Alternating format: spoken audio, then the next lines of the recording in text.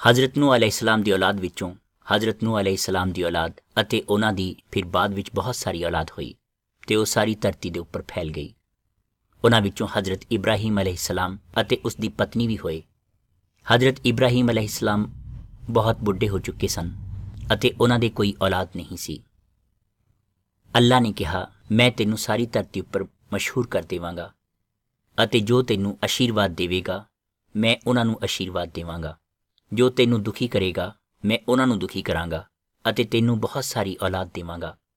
ਸਿਰਫ ਤੇਰੇ ਕਰਕੇ ਮੈਂ ਦੁਨੀਆ ਦੇ ਸਾਰੇ ਕਬੀਲਿਆਂ 'ਤੇ ਰਹਿਮ ਕਰਾਂਗਾ।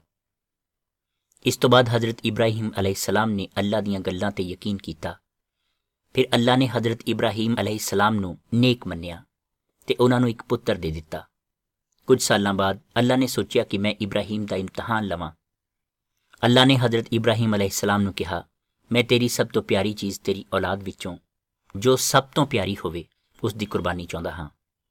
ਤਾਂ ਹਜ਼ਰਤ ਇਬਰਾਹੀਮ ਅਲੈਹਿਸਸਲਾਮ ਆਪਣੇ ਪੁੱਤਰ ਨੂੰ ਨਾਲ ਲੈ ਕੇ ਕੁਰਬਾਨੀ ਵਾਲੀ ਜਗ੍ਹਾ 'ਤੇ ਚੱਲ ਪਏ ਅਤੇ ਰਸਤੇ ਵਿੱਚ ਉਹਨਾਂ ਦੇ ਪੁੱਤਰ ਨੇ ਹਜ਼ਰਤ ਇਬਰਾਹੀਮ ਅਲੈਹਿਸਸਲਾਮ ਨੂੰ ਪੁੱਛਿਆ ਕਿ ਅੱਬਾ ਜਾਨ, ਉਹ ਲੇਲਾ ਕਿੱਥੇ ਹੈ ਜਿਸ ਦੀ ਕੁਰਬਾਨੀ ਦੇਣੀ ਹੈ?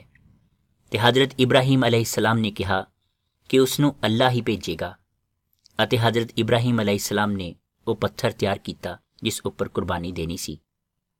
ਫਿਰ ਆਪਣੇ ਪੁੱਤਰ ਨੂੰ ਬੰਨ੍ਹ ਦਿੱਤਾ ਅਤੇ ਛੁਰੀ ਚਲਾਉਣ ਲਈ ਤਿਆਰ ਹੋਏ ਤਾਂ ਆਸਮਾਨ ਵਿੱਚੋਂ ਇੱਕ ਫਰਿਸ਼ਤੇ ਦੀ ਆਵਾਜ਼ ਆਈ। ਉਸਨੇ ਕਿਹਾ ਕਿ ਹੇ ਇਬਰਾਹੀਮ, ਰੁਕੋ, ਤੁਸੀਂ ਆਪਣੇ ਪੁੱਤਰ 'ਤੇ ਛੁਰੀ ਨਾ ਚਲਾਓ। ਤਾਂ ਹਜ਼ਰਤ ਇਬਰਾਹੀਮ ਰੁਕ ਗਏ। ਫਰਿਸ਼ਤੇ ਨੇ ਕਿਹਾ ਕਿ ਅਗਰ ਮੈਂ ਨਾ ਰੋਕਦਾ ਤੁਸੀਂ ਸੱਚਮੁੱਚ ਹੀ ਆਪਣੇ ਪੁੱਤਰ ਨੂੰ ਕੁਰਬਾਨ ਕਰ ਦਿੰਦੇ, ਕਿਉਂਕਿ ਤੁਸੀਂ ਅੱਲਾ ਨੂੰ ਬਹੁਤ ਜ਼ਿਆਦਾ ਪਿਆਰ ਕਰਦੇ ਹੋ। ਇਸ ਤੋਂ ਬਾਅਦ ਹਜ਼ਰਤ ਇਬਰਾਹੀਮ ਅਲੈਹਿਸਸਲਾਮ ਨੇ ਇੱਧਰ ਉੱਧਰ ਨਜ਼ਰ ਘੁਮਾਈ ਤਾਂ ਉਹਨਾਂ ਨੇ ਇੱਕ ਝਾੜੀ ਵਿੱਚ ਇੱਕ ਲੇਲਾ ਫਸਿਆ ਹੋਇਆ ਵੇਖਿਆ ਅਤੇ ਉਹ ਲੇਲੇ ਨੂੰ ਲਿਆ ਕੇ ਅੱਲਾ ਦੇ ਰਸਤੇ ਵਿੱਚ ਕੁਰਬਾਨ ਕਰ ਦਿੱਤਾ। ਇਸ ਤੋਂ ਬਾਅਦ ਅੱਲਾ ਨੇ ਕਿਹਾ, ਮੈਂ ਤੈਨੂੰ ਇੰਨੀ ਔਲਾਦ ਦੇਵਾਂਗਾ, ਮੈਂ ਤੈਨੂੰ ਬੇਸ਼ੁਮਾਰ ਔਲਾਦ ਦੇਵਾਂਗਾ ਜਿੰਨੇ ਕਿ ਅਸਮਾਨ ਵਿੱਚ ਤਾਰੇ ਅਤੇ ਰੇਤ ਦੇ ਵਿੱਚ ਚਮਕਦੇ ਹੋਏ ਜ਼ਰਰੇ, ਜਿਨ੍ਹਾਂ ਦੀ ਤੁਹਾਡੇ ਤੋਂ ਗਿਣਤੀ ਵੀ ਨਹੀਂ ਹੋਣੀ।